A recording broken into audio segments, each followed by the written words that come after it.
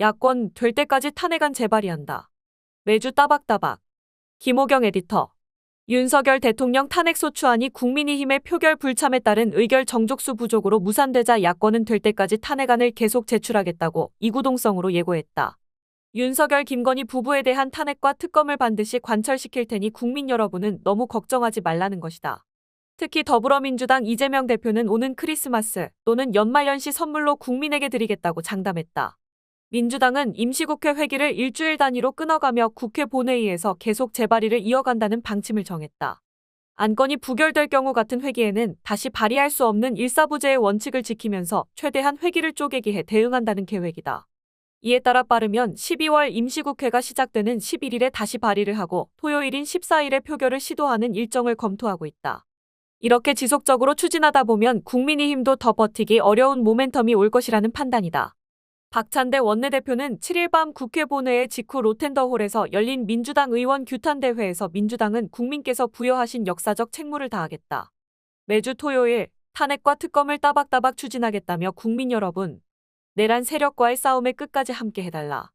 대한민국 민주주의와 헌정 질서를 지키기 위해 민주당이 최선봉에 서겠다고 목청을 높였다. 조국혁신당 조국 대표도 규탄 기자회견을 열고 한동훈 대표와 추경호 원내대표가 1차 책임을 져야 할 것이다. 국민의힘 의원, 귀하들은 피의자 대통령에게 충성을 다하고 국민 배신자가 되었다면서 윤석열과 국민의힘 지지율은 점점 계속 떨어질 것이다.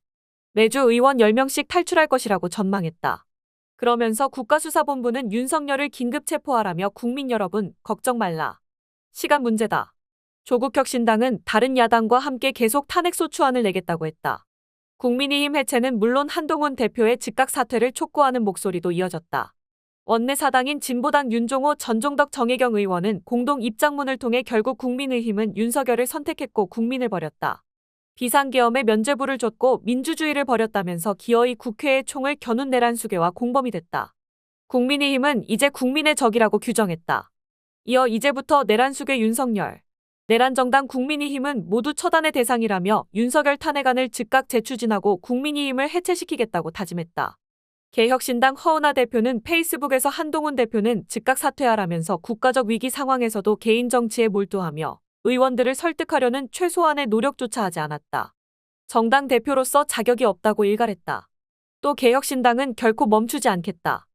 10번, 100번이라도 탄핵안을 다시 제출할 것이라며 내란 범죄자 윤석열을 용산 대통령실에서 반드시 끌어내 김건희 씨와 함께 법정에 세울 것이라고 공언했다. 한편 민주당 소속 김동연 경기도지사는 페이스북에 올린 글을 통해 국민의힘이 국민을 배신했다. 어떻게 쿠데타를 용납할 수 있는가? 다시 쿠데타 정당으로 돌아가겠다는 선언 아닌가? 라며 조기 퇴진, 질서 있는 퇴진은 국민 기만에 불과하다. 가장 질서 있는 퇴진은 즉시 퇴진, 즉시 탄핵밖에 없다. 결국에는 국민이 승리할 것이라고 강조했다.